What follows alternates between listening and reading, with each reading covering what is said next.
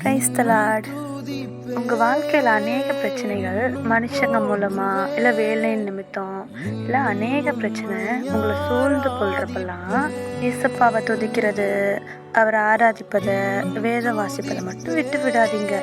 இவைகளுக்கு மத்தியிலையும் நீங்கள் கர்த்தரை துதிக்க துதிக்க அவர் உங்களுக்காக யுத்தம் பண்ணுவார். யாத்திராகமம் 14:14 வசனம் இப்படியாக சொல்லுது, கர்த்தர் உங்களுக்காக யுத்தம் பண்ணுவார், நீங்கள் சும்மா இருப்பீர்கள் என்று. அவரை துதிச்சுக்கிட்டே இருங்க, கண்டிப்பாக உங்களுக்கு வெற்றி கிடைக்கும். எனக்காக யாவையும் செய்பவரே, செய்து முடிப்பவரே. Praise the Lord. உங்கள் வாழ்க்கையில் அநேக பிரச்சனைகள் மனுஷங்க மூலமாக இல்லை வேலை நிமித்தம் இல்லை அநேக பிரச்சனை உங்களை சூழ்ந்து கொள்கிறப்பெல்லாம் இயேசப்பாவை துதிக்கிறது, அவரை ஆராதிப்பதை, வேதம் வாசிப்பதை மட்டும் விட்டு விடாதீங்க.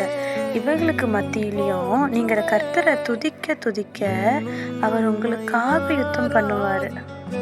யாத்திராகமம் 14:14 வசனம் இப்படியாக சொல்லுது, கர்த்தர் உங்களுக்காக யுத்தம் பண்ணுவார், நீங்கள் சும்மா இருப்பீர்கள் என்று. அவரை துதிச்சுக்கிட்டே இருங்க, கண்டிப்பாக உங்களுக்கு வெற்றி கிடைக்கும்.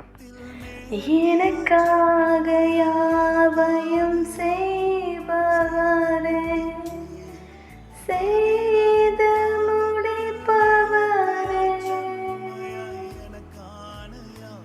Praise the Lord.